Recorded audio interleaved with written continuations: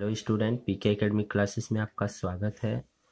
मैं पीके पांडे आज आपको आवेश की अनंत समतल चादर के कारण वैद्युत क्षेत्र की तीव्रता बताने वाला हूँ।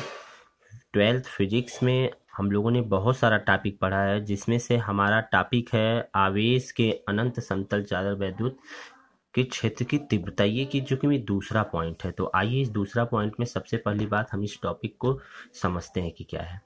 सबसे पहले नाम ही है इसका आवेश की अनंत समतल चादर के कारण वैद्युत क्षेत्र की तीव्रता। जो हम यहाँ देख रहे हैं, हमारा आवेश की अनंत समतल चादर के कारण वैद्युत क्षेत्र की तीव्रता, यानी दूसरा पॉइंट हम पढ़ रहे हैं। पहला पॉइंट हमारा हो चुका है, दूसरा पॉइंट आज हम पढ़ेंगे। ठीक। टॉपिक का कह रहा है कि अनंत विस्तार के समरूप आवेशित कुचालक चादर के कारण वैद्युत क्षेत्र। ठीक है, तो सबसे पहले हमने क्या किया, मान लेते हैं यहाँ पर हमारा कोई ये समतल चादर है। ठीक है, इस प्रकार से ये समतल चादर है जिसपे प्लस आवेश फैला हुआ है। तो इस समतल चादर से यहाँ से आर दूरी पे कोई बिंदु पी लिए हैं। ठीक, तो इस बिंदु पी पे इसके कारण वैद्युत क्षेत्र की तीव्रता बतानी है। तो सबसे पहले इस बिंदु पी से होते हुए एक बेलनाकार गॉसियन पृष्ठ हम लेंगे।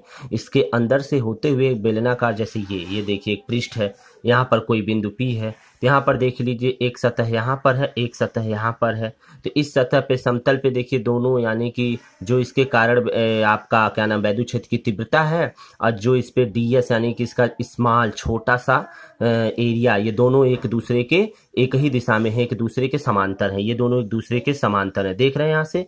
और एक पृष्ठ इसके अंदर भी ऐसे है जो कि सरफेस एस है। तो देख सकते हैं एक बिंदु पी इधर मान लिया है और दूसरी तरफ निकला है बिंदु पी डैश इधर मैंने मान लिया है। तो ये जो सरफेस है ए बी है, ये जो सरफेस है ये सी डी है। ठीक है, तो इस चादर के कारण, ये जो ए बी आपका चादर है, इस चादर के कारण हमारा इस बिंदु पी पे वैद्युत क्षेत्र की तीव्रता निकालनी है। तो आइए जरा देखते हैं क्या लिख रहा है।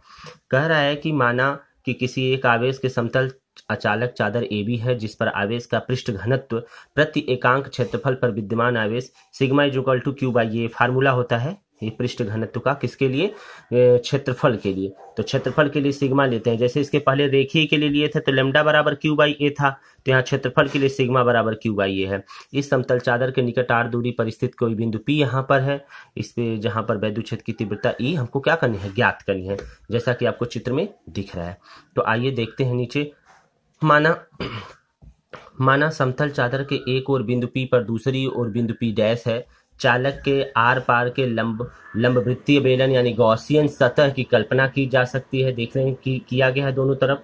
ठीक है, एक बिंदु पी इधर है, दूसरी तरफ इधर पी डैश है। इस पे मैंने गॉसियन पृष्ठ जब भी लेंगे तो गॉसियन पृष्ठ गोलाकार तो होगा नहीं, इसलिए बेलनाकार होगा, बताया भी गया था आप लोगों को।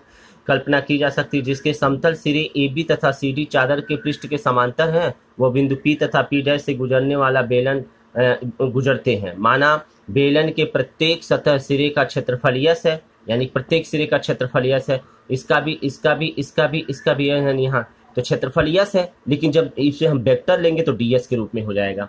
तो कह रहा है चादर अनंत विस्तार वाली है, अतः इसके समीप दोनों और सभी बिंदुओं पर वैद्युत क्षेत्र ई का परिमाण समान होना चाहिए। वो दिशा ए बी के लंबवत यानी प्लस क्यू आवेश से दूर को, अर्थात बेलन ए बी सी डी के अक्ष के समांतर है। तो देख सकते हैं बेलन जो है, बेलन ए बी सी डी ये अक्ष जैसा है, उसी के क्या है, समांतर ऐसे रखा गया है, ऐसे समांतर है। तो इसका मतलब क्या हो जाएगा यहाँ से, अतः बेलन के वक्र पृष्ठ से वैद्युत फ्लक्स शून्य होगा, क्योंकि वक्र पृष्ठ क्षेत्रफल के समांतर बेलन के समतल क्षेत्रफल के लंबवत है। तो यहाँ से देख सकते हैं, यहाँ पर अगर निकालेंगे तो वैद्युत, यहाँ से मान लीजिए लंबवत निकालना है, यहाँ वैद्युत क्षेत्र की तीव्रता इधर है और इस पे इस डायरेक्शन में है ds, एक दूसरे के लंबवत है। यहाँ यानी जितना ये गोला, जैसे ये पेंसिल है, पेंसिल के चारों तरफ का जो सरफेस है, इस पर वैद्युत क्षेत्र की तीव्रता 0 होगी। केवल इस सतह के कारण होगी, केवल इस सतह पे होगी, और उसके बाद इस सतह पे होगी, इस सतह पे आप देख रहे हैं, इस सतह पे केवल हो जाएगा और इस सतह पे केवल हो जाएगा। ये दोनों सतह केवल कंटेन करेगा, बीच वाला जो गोलाकार है इस पे आपका शून्य हो जाता है। तो वही यहाँ से कहने को आ रहा है कि बद्ध वैद्युत फ्लक्स शून्य होगा, क्योंकि वक्र पृष्ठ का क्षेत्रफल क्या है, समांतर है, बेलन के समतल सिरे के लंबवत है, अतः इससे बद्ध फ्लक्स शून्य नहीं होगा। बेलन के समतल सिरों से बद्ध फ्लक्स यानी बेलन का समतल, ये समतल सिरा है और ये समतल सिरा है, इससे बद्ध फ्लक्स क्या हो जाएगा, तो आप देखते हैं कि एक बार इस पे क्या है, बद्ध फ्लक्स के ई डॉट डी एस हो जाएगा, इस पे भी हो जाएगा ई डॉट डी एस हो जाएगा। तो वही देखिए यहाँ पर कह रहा है कि बद्ध flux phi is equal to E dot D S, इस पे हो जाएगा ई डॉट डी एस दूसरे वाले पे, यानी यह ए बी सिरे पे है और ये सी डी सिरे पे है। तो आप देख सकते हैं ये 2 बार है, तो यानी 2 बार ई डॉट डी एस हो गया, और 2 बार ई डॉट डी एस के यहाँ चाहिए तो वेक्टर लगा सकते हैं, ये वेक्टर लगा सकते हैं यहाँ पर चाहिए तो ऐसे वेक्टर, क्योंकि डॉट प्रोडक्ट है। जब इसका डॉट प्रोडक्ट का मल्टीपल करेंगे तो E D S cos theta हो जाएगा। तो E D S cos theta तो 2 रहने देंगे, ई डी एस रहने देंगे कॉस थीटा, क्योंकि समतल पृष्ठ के क्षेत्रफल के लंबवत है, अतः डी एस और ई के बीच में कोण कैसा बनेगा, देखिए दोनों एक ही दिशा में, दोनों एक ही दिशा में, तो इनके बीच दोनों एक ही, जैसे ये भी इधर है और एक इसके बगल में कोई और पेन अगर हम रख देते हैं, जैसे मान लीजिए ये मेरे पास एक और है, इस पेन के रिस्पेक्ट में यदि हम रखते हैं, जैसे मान लीजिए एक पेन और यहाँ पर है, तो 2 पेन अगर एक दूसरे की दिशा में एक ही दिशा में है, तो दोनों एक ऐसे मान सकते हैं, ये एक के ऊपर एक है, तो इनके बीच में जो कोण है वो क्या है, 0 है। तो वही यहाँ कह रहा है कि इनके बीच में यदि कोण 0 है तो ऐसे कंडीशन में हम cos 0, cos 0 का मान कितना होता है 1, तो cos 0 का मान 1 हो जाएगा, तो ई डी एस बचेगा, तो 2 ई डी एस बचेगा, 2 बाहर आ जाएगा, ई भी कांस्टेंट टर्म बाहर आ जाएगा, तो ई बाहर आ गया, तो डी एस बचेगा। और इस डी एस को आप लिख सकते हैं, ध्यान दीजिएगा इस डी एस को, क्योंकि समाकलन और डी ए कैंसिल आउट हो जाएगा एक दूसरे को, याद रखिएगा ये इंटीग्रेशन का चिन्ह है और ये समाकलन का चिन्ह है, तो अवकलन का चिन्ह है, तो समाकलन और अवकलन एक दूसरे के उल्टा होते हैं, तो कैंसिल आउट केवल यस बचेगा यहाँ से, तो ये यस हो जाएगा। और ऐसे भी जान लीजिए डी एस मतलब छोटा सा टुकड़ा यहाँ लिया गया है, डी एस मतलब छोटा सा टुकड़ा, समाकलन करने का मतलब पूरा यहाँ से लेके यहाँ तक का हमको देखना है, तो जब पूरा यहाँ से यहाँ तक के देखेंगे तो डीएस को क्या करेंगे समाकलन, तो इसको जब समाकलन के रूप में लेंगे तो टोटल क्या हो जाएगा आपका यस हो जाएगा। तो टोटल देख लीजिए यहाँ पर क्या लिखा है यस, समीकरण नंबर 1 है। आगे है क्योंकि गॉसियन पृष्ठ के होकर जाने वाला फ्लक्स शून्य है, क्योंकि इस पृष्ठ के सभी स्थानों पर यस व डीएस परस्पर क्या है लंबवत है, अतः गॉसियन पृष्ठ के गुजरने वाला जो हमारा वैद्युत फ्लक्स होगा 2ES होगा, यानी phi equal to 2 dot S. Gauss के प्रमेय से बेलन से गुजरने वाला वैद्युत फ्लक्स यदि देखेंगे तो ये फार्मूला होता है phi equal to Q by epsilon 0, ये फार्मूला होता है गॉस का प्रमेय। उसके बाद समीकरण 2, अब क्या करेंगे, Q बराबर पृष्ठ से परिबद्ध यहाँ संपूर्ण आवेश है कह सकते हैं, अतः Q बराबर यहाँ से मान निकालेंगे तो क्या हो जाएगा, देख सकते हैं यहाँ से मान निकालेंगे Q का, ये गॉस प्रमेय का जो यहाँ से आपका दिया है घनत्व, तो देख लीजिए यहाँ से निकालेंगे Q इक्वल टू सिग्मा ए हो जाएगा, सिग्मा ए कहिए चाहे सिग्मा यस कहिए, दोनों का मतलब सेम है, ठीक है। तो यहाँ से देख लीजिए अगर हम मल्टीपल करेंगे तो ये आपको पता है ना कि sigma equal to Q by A कहिए चाहे यस कहिए सरफेस के लिए, यहाँ से मल्टीपल करेंगे तो क्यू इक्वल टू ये ए सिग्मा यस हो जाएगा, जहाँ सिग्मा पृष्ठ आवेश घनत्व अर्थात एकांक क्षेत्रफल से आवेश की मात्रा है। क्लियर।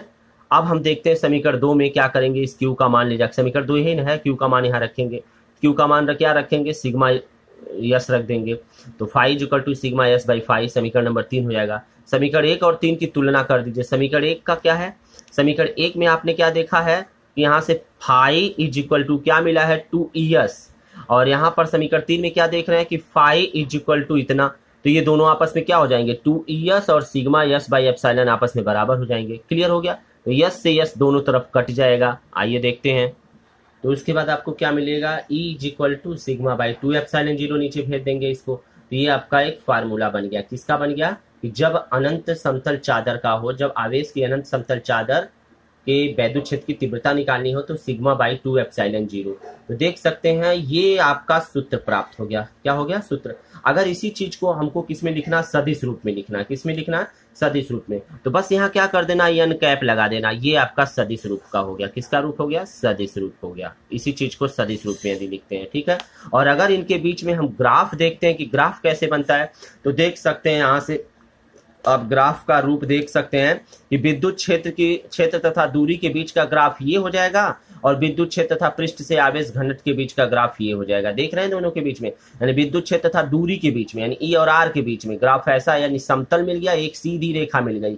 और अगर सिग्मा और ई के बीच में देखेंगे यानी विद्युत क्षेत्र तथा पृष्ठ आवेश घनत्व के रूप में, तो ये एक सीधी स्ट्रेट लाइन जो कि मूल बिंदु से होकर के जा रही, ये देखिए इसके समांतर मिल रही है, ये यहाँ पर, तो जैसे जैसे मान बढ़ेगा वैसे वैसे इसका भी मान बढ़ेगा, लेकिन यहाँ पर जैसे जैसे आर बढ़ेगा वैसे वैसे ई क्या होगा कांस्टेंट होता चला जाएगा। तो इस प्रकार से आपने देखा। आइए एक एग्जांपल देखते हैं किससे रिलेटेड। एग्जांपल क्या कह रहा है आपका, एक समान आवेशी समतल क्षैतिज चादर व पृष्ठ आवेश घनत्व 17.7 माइक्रोकूलाम प्रति मीटर स्क्वायर है। चादर से थोड़ी दूर पर 1 ग्राम द्रव्यमान का कण संतुलन की स्थिति में है। कण पर आवेश ज्ञात कीजिए और एप्सिलॉन 0 का मान ये तो ऑलरेडी आपको पता है। अतः आवेशित चादर के निकट वैद्युत क्षेत्र की तीव्रता का फार्मूला ये हो गया। आवेशित चादर यदि है तो ये फार्मूला है। आइए जरा देखिए क्या क्या दिया है। सिग्मा का मान दिया है। सिग्मा का मान कितना दिया? 17 यानी घनत्व का मान दिया है कितना? 17। देखिए पृष्ठ घनत्व दिया है 17.7 माइक्रोकूलाम। माइक्रोकूलाम को कूलाम में बदलेंगे। देखिए माइक्रोकूलाम को कूलाम में बदलेंगे तो 10 के पावर 6 से -6 से मल्टीपल करना पड़ेगा तो कूलाम प्रति मीटर हो जाएगा। ठीक, क्लियर हो गया। आइए अब उसके बाद ये सिग्मा का मान दिया है, यहाँ पर तो एप्सिलॉन 0 का मान दिया ही है, फार्मूले में रखते हैं। सिग्मा का मान ये रख दीजिए यहाँ पर 17 देखिए गुणे 10 के पावर -6 और बटे 2 रहने दीजिए। एप्सिलॉन 0 का मान आपको पता होना चाहिए, याद भी होना चाहिए, 8.85 गुणे 10 के पावर -12 होता है, यहाँ रख दिया गया। अब इसको हल कैसे करेंगे तो देख सकते हैं आप, यहां से ये ऊपर जाएगा तो हो जाएगा 10 के पावर -6, ये ऊपर जाएगा 10 के पावर 12, 12 में से 6 जाएगा तो बचेगा कितना? 6। और यहां से देख सकते हैं कि ये कितना हो जाएगा? 8.5, ये जाएगा 2 बार। कितनी बार जाएगा? 2 बार। 8 दशमलव सेम है, दशमलव कट सेम जगह पर, तो ये भाग देंगे तो 2 बार जाएगा, फिर 2 से 2 कट जाएगा तो बचेगा 10 के पावर 6 न्यूटन कूलाम केवल बचेगा। ऊर्ध्वाधर ऊपर की ओर होगा।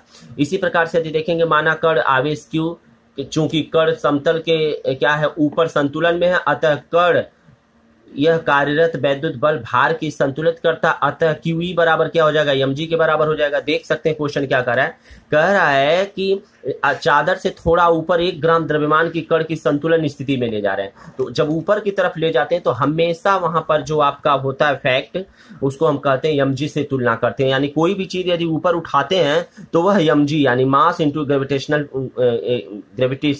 एक्सेलरेशन के बराबर हो जाता है। तो QE बराबर mg, यहाँ से Q का मान निकालेंगे तो mg/e हो गया। तो m का मान दिया है 1 ग्राम ऊपर लिखा है, तो ग्राम को जब किलोग्राम में बदलेंगे तो 10 के पावर -3 से गुणा करेंगे 1 में, तो 10 के पावर -3 हो जाएगा। तो यहाँ से आपको क्या मिल गया? g का मान है ग्रेविटेशनल ग्रेविटी यानी कि गुरुत्वीय त्वरण का मान आपको पता होता है ऑलरेडी, 9.8 होता है या 10 मीटर प्रति सेकंड स्क्वायर होता है, ये इसको ऐसे लिखते हैं।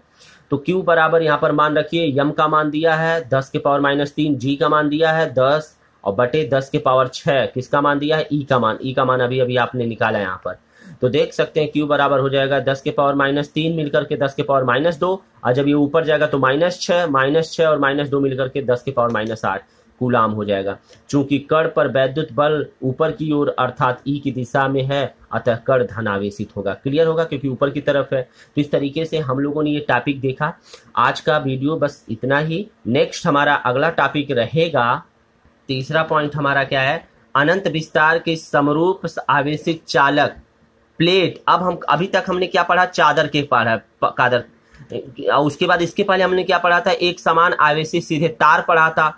अब हम क्या पढ़े हैं? चादर पढ़े हैं आज। नेक्स्ट हमारा वीडियो रहेगा प्लेट के रिस्पेक्ट में। बहुत इंपॉर्टेंट पॉइंट है ये आपके लिए, ठीक है? तो पर्टिकुलर एक एक करके मिलेगा आपको, इस प्रकार से 5 मिलेंगे। 5 के बाद आपके पूरे पॉइंट कंप्लीट हो जाएंगे। तो ये वीडियो कैसा लगा, इसे आप लाइक तथा शेयर जरूर करें। और हाँ, यदि आप चैनल पे नए बने हैं तो आप चैनल को सब्सक्राइब करके बेल आइकन जरूर दबा लें। धन्यवाद।